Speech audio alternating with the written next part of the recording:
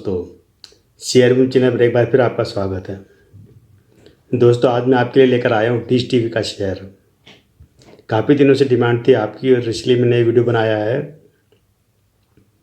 तो इस dish TV का जो वर्तमान में इसका मार्केट कैप है करीब 3200 करोड़ का है और पिछला जो अगर रेवेन्यू 500 करोड़ का आया है और इनकम में करीब करीब 15% की उछाल है इसमें। कंपनी 2007 में शेयर मार्केट में लिस्ट हुई थी।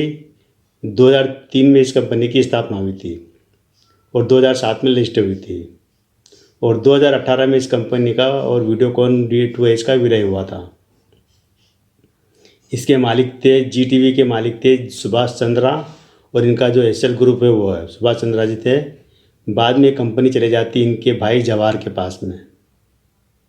ये 2018 की बात होती है और इसी दौरान ये कंपनी और D2H का इसका सुबह अपने वीडियोकॉन का विलय भी होता है। कंपनी साल दर साल देखा जाए तो कंपनी का रेवेन्यू कम होते जा रहा है। इसके ऊपर कई सारे मामले भी बने हैं और जो मामले बने वो आप इसी वीडियो में बताऊंगा कि आप खुद आश्चर्य करोगे कि ये वो कंपनी की वर्तमान में इसका कोई प्रमोटर ही नहीं है। आप सोचेंगे कि बिना प्रमोटर की कंपनी कैसे चल रही है, लेकिन ये हकीकत है कि इसका प्रमोटर अभी फ़िलहाल कोई नहीं है। जिन लोगों ने स्थापना की थी वो भी नहीं है और जिन लोगों के पास कंपनी के शेयर पड़े वो भी नहीं है। तो वर्तमान में इसकी कीमत चल रही है 17-18 रुपये कीमत है। हाई देखेंगे इस शेयर का तो वो करीब रहा है 150 रुपये के आसपास रहा है और लो रहा है 4.5 रुपये का। तो क्या कुछ घटा इतनी बड़ी कंपनी के साथ में। इसके पास एक और चीज़ बता देता हूँ कि D2H का करीब 45% मार्केट इनके पास है। मतलब जो D2H जितने जो करीब 45% इनके पास है। पहले क्या था कि करीब 22% इनके पास था और 12-13% 14% के आसपास वीडियोकॉन के पास था, वीडियोकॉन D2H। लेकिन दोनों को विलय होने के बाद करीब 45% मार्केट इनके पास है D2H का। कह सकते हैं एक बहुत बड़ी कंपनी के रूप में है ये। और जब इसकी स्थापना हुई थी, अब हम आ जाते थे इसकी पूरी कहानी के ऊपर। सारा अपने आपको डेटा बता दिया है कि 2003 में इस कंपनी की स्थापना की थी सुभाष चंद्रा जो GTV के मालिक हैं। उन्होंने क्या किया कि उस समय क्या कि केबल का युग था। केबल से लोग टीवी के कनेक्शन देते थे और शहरी क्षेत्रों में क्या था कि हर मोहल्ले में कोई ना कोई केबल ऑपरेटर होता था जो कि उस मोहल्ले में घरों घरों में केबल से कनेक्शन देते थे टीवी के लिए। लेकिन उस समय क्या कि इन्होंने अपना जो एरिया चुना ग्रामीण क्षेत्र, कि ग्रामीण क्षेत्र में केबल ऑपरेटर नहीं थे, तो वहाँ इन्होंने सोचा कि हम D2H के ज़रिए लोगों को घर घर तक कनेक्शन देंगे। मतलब ये एक तरह से होता था, केबल से थोड़ा अलग होता था। केबल में क्या होता था, केबल से क्या आपको टीवी का प्रोग्राम देखने मिलते थे। यहाँ पर क्या है कि आपकी खुद की छतरी होती थी, खुद के पास सेट टॉप बॉक्स होता था और उससे आपको मन चाहे चैनल देखो जितना आप उसको रिचार्ज करवा के। ये इनकी सक्सेस आती है, ये प्लानिंग इनकी सक्सेस आती है ग्रामीण क्षेत्रों में।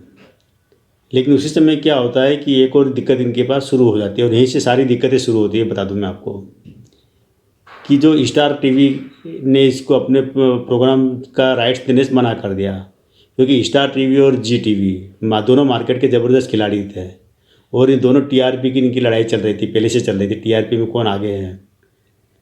तो ऐसे में क्या था कि एक दूसरे के प्रतिद्वंदी थी ये। तो जब ये डिश टीवी इनका GTV का था खुद का, तो स्टार टीवी ने इसके ऊपर डिश टीवी पर अपने प्रोग्राम देने से मना कर दिया कि हम आपको इस प्रोग्राम नहीं देंगे।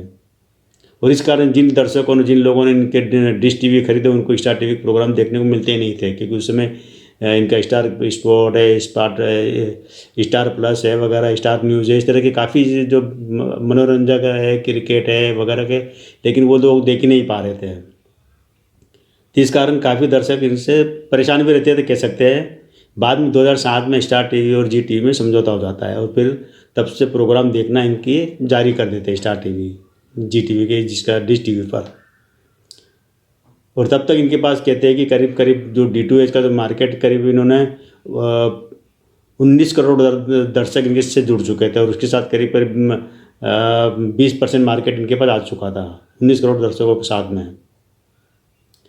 फिर ये कंपनी आगे बढ़ती है और अपने अच्छे दौर में भी पहुंचती है। 2007 में इसका IPO आ जाता है। IPO के बाद में कंपनी का शेयर ज़बरदस्त हिट होता है और करीब 100-150 रुपये तक पहुंचता है। इस कंपनी ने अब तक अपने शेयर को स्प्लिट नहीं किया, डिविडेंड नहीं दिया है, अब बोनस नहीं दिया है। लेकिन इस कंपनी के साथ विवाद कहाँ से शुरू होता है कि जब ये, जो मैंने अभी आपको जिक्र किया था कि वीडियोकॉन का इसका विलय होता है, क्या होता है कि वीडियोकॉन उस समय जब मार्केट की में तेज़ी से ग्रो कर रही थी, खासकर प्राइस वार में, मतलब जो डिश टीवी के जो प्रोग्राम, जो चैनल के जो पैकेज का रेट था, छतरी का रेट था, जो उसका कनेक्शन का रेट था, उसके लगभग आधी प्राइस में वीडियोकॉन दे रहा था सारी सुविधाएँ। और इसके साथ वीडियोकॉन ने एक और स्कीम निकाल दी थी कि जो भी पुराने सेट टॉप बॉक्स वगैरह एक्सचेंज करेगा तो उसको 500 रुपये की छूट देंगे। तो कई लोगों ने क्या करा था कि डिश टीवी के जो उनके पास छतरी सेट टॉप बॉक्स लगा था वो जमा करके और वीडियोकॉन के लगा लिए, तो उनको 500 रुपये की छूट भी मिल गई। मतलब 1400 रुपये का जो कनेक्शन था वो 900-800 रुपये मिल गया। और साथ में इसके साथ में उन्होंने 1 महीने का 1.5 महीने का फ्री कनेक्शन भी दिए थे सारे चैनल। और चूँकि क्वालिटी भी अच्छी थी सबकी, तो वीडियोकॉन तेज़ी से आगे बढ़ रहा था। और यहाँ पर डिश टीवी मार खा रहा था, किससे? अपने वीडियोकॉन से ही। और वीडियोकॉन उस ज़माने में सबसे बड़ी एक इलेक्ट्रॉनिक क्षेत्र का कंपनी मानी जाती थी। लेकिन वीडियोकॉन का क्या कि एक मामला सामने आया, चंदा कोचर वाला मामला, जो कि बहुत बड़ा मामला था। चंदा कोचर का जो है वो बाद में बताऊँगा मैं, उसका ICICI बैंक से जुड़ा था। तो ICICI बैंक और कई बैंकों, करीब 14 बैंकों का कर्जा था वीडियोकॉन के ऊपर, जिसमें सबसे बड़ा जो कर्जादार था वो ICICI बैंक का था। और वहीं से चंदा कोचर का एक मामला निकल के आया था।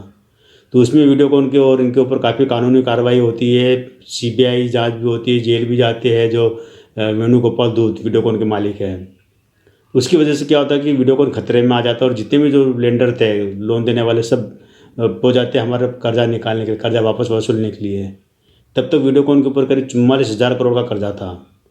और कर्जा देने में नाकाम रहने के कारण क्या हुआ था कि और जेल की कानूनी कार्रवाई वगैरह से सारे जो लेंडर हिल गए थे कि भाई हमारा पैसा डूब जाएगा, तो इसको एनसीएलटी में ले जाते हैं वहाँ दिवालिया के लिए। तो वेणुगोपाल धूत अपने कई कारोबार को बेचकर कुछ कर्जा चुकाते हैं, लेकिन वो मामला अभी तक चल ही रहा है, काफ़ी कर्जा भी बाकी है। तो उसी के अंतर्गत जो इनका जो D2H था वीडियोकॉन का, वो भी दिवालिया में चले जाता है। दिवालिया प्रोसेस में ICICI बैंक वगैरह जो बड़े लेंडर थे वहाँ ले जाते हैं उसको, जो दिवालिया उसमें। तो यहीं पर जो ताक में बैठा था डिश टीवी का सबसे बड़ा कंपटीटर था वीडियोकॉन। तो जब दिवालिया प्रोसेस में जाते हैं तो वहाँ पर यह पूरा अपने पास, क्योंकि उस समय इस क्षेत्र में काम करने वाला कोई बड़ा खिलाड़ी था ही नहीं जो कि D2H सर्विस देने के मामले में। एकमात्र था डिश टीवी। तो डिश टीवी को सारा अधिकार मिल जाते हैं, सारी कस्टमर बेस जो कि करीब करीब 12-15% के आसपास कस्टमर बेस था वीडियोकॉन के पास। कि सारा कस्टमर के साथ में सेम सर्विस करने वाले को इसका अधिकार दे दिए जाते हैं NCLT कोर्ट से। और ये दोनों मिल जाते हैं। ये बात होती है 18 की, 16-17 से और 16-17-18 के आसपास की बात होती है। तो वीडियोकॉन के सारे जो वीडियोकॉन D2H के सारे कस्टमर वगैरह सब मिल जाते हैं D2H इसको, डिश टीवी को। और डिश टीवी यहीं से मास्टर बन जाता है और करीब 45% मार्केट इनके पास आ जाता है डिश टीवी का। मामला भी यहीं ख़त्म नहीं हुआ है, इसके आगे का मामला आप देखेंगे तो खुद आश्चर्य करोगे। इसी बीच क्या होता है कि सुभाष चंद्र और इनके भाई के बीच में जो जवाहर है, जवाहर गोयल, उनके बीच में एक पारिवारिक बंटवारा होता है, बिजनेस को बंटवारा होता है। उसमें क्या होता है कि ये डिश टीवी का जो कारोबार है ये उसको पास चले जाता है, सो जवाहर के पास में, जवाहर गोयल। लेकिन क्या था कि इसके ऊपर करीब 3,000 करोड़ रुपए का कर्जा ले रखा था सुभाष चंद्रा ने। तो सुभाष चंद्र क्या करते हैं कि कारोबार तो उनको सौंप देते हैं, लेकिन जो इसके जो स्टॉक होते शेयर, वो शेयर वापस अपने ले लेते हैं। ये कह कर ले लेते हैं कि भाई ये शेयर से हम जो कर्जा उतार देते हैं इसको, जो येस बैंक का कर्जा था 3,000 करोड़ का, तो येस बैंक को वो शेयर दे देते। अपने भाई से लेकर से सुभाष चंद्र जवाहर से शेयर लेते हैं वो पूरे, और 3,000 करोड़ के शेयर जमा कर देते हैं येस बैंक के पास। इसलिए जमा कर देते हैं कि भाई अगर येस बैंक के मार्केट में येस बैंक को बोल देते कि आप इन शेयर को बेचो और अपना कर्जा पूरा कर लो। और ये चीज़ येस बैंक को बढ़िया लगती है। येस बैंक क्या करते हैं कि इनको कर्ज मुक्त कर देती, कंपनी को कर्ज मुक्त का सर्टिफिकेट दे देती है, क्योंकि वो सारे शेयर उनके पास आ चुके थे। करीब 3,000 करोड़ जितने कर्जा थे उतने शेयर आ चुके थे, 24% ये शेयर तो येस बैंक के पास जमा कर दिए और इनको कर्ज मुक्त का सर्टिफिकेट मिल जाता है। तब से कंपनी कर्ज मुक्त मानी जाती है। लेकिन यहाँ पर इसमें क्या कि ये जो इन्होंने करा था, जो शेयर जमा करके, ये कोई कानूनी एक सेबी के नियम के अंतर्गत सारा शायद गलत था ये। तो सेबी ने इनके ऊपर क्या कि इस सौदे को लेकर या पता किसी और कोई चीज़ को लेकर करीब 4.5 लाख का जुर्माना भी ठोक दिया था। वो एक अलग मामला था। और दूसरा क्या होता है कि येस बैंक के पास जो 24% हिस्सेदारी आई थी इसको फ्रीज कर दिया फ्रीज आने की वजह से येस बैंक के शेयर को बेचकर अपना कर्जा निकाल ही नहीं पाया। तब से लेकर इस येस बैंक के पास ही इसकी होल्डिंग पड़ी है। इसी बीच क्या होता है कि एक और वो वर्ल्ड क्रेस्टा करके एक कंपनी है, जो वर्ल्ड क्रेस्टा एडवाइज़र, वो कोर्ट पहुंच जाती है। जो भी शेयर ट्रांसफ़र वगैरह जो इन्होंने किए थे सुभाष चंद्रा ने अपने आप को कर्ज मुक्त करने के लिए भाई के जो शेयर लेकर उसको जमा करे थे, ये सारी कार्रवाई को लेकर कोर्ट में चले जाता है वर्ल्ड क्रेस्ट एडवाइज़र कि ये इसको रोका जाए इस सौदे को। लेकिन क्या होता है वहाँ पर येस बैंक जीत जाता है, कि येस बैंक ने कर्जा दे रखा था भारी भरकम। तो येस बैंक के पास तो आज शेयर आ जाते हैं, लेकिन शेयर को येस बैंक बेच ही नहीं पाता है, और तब से येस बैंक के पास ये सारे शेयर उसी के पास पड़े हैं। इसी बीच क्या होता है, अब इनके पास तो शेयर होल्डिंग रही ना, सुभाष चंद्र पास 0 शेयर होल्डिंग हो गई, उनके भाई जवाहर के पास मात्र 4% होल्डिंग थी।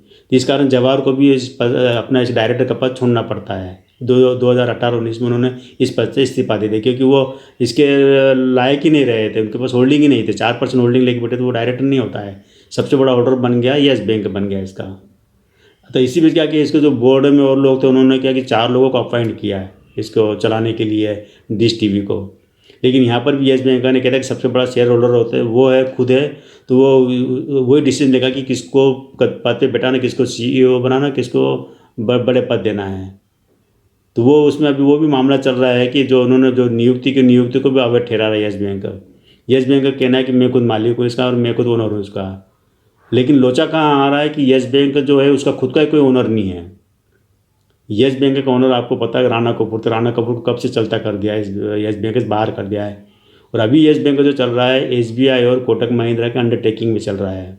ये एक टेम्परेरी जो इनको नियुक्ति किया गया है RBI द्वारा।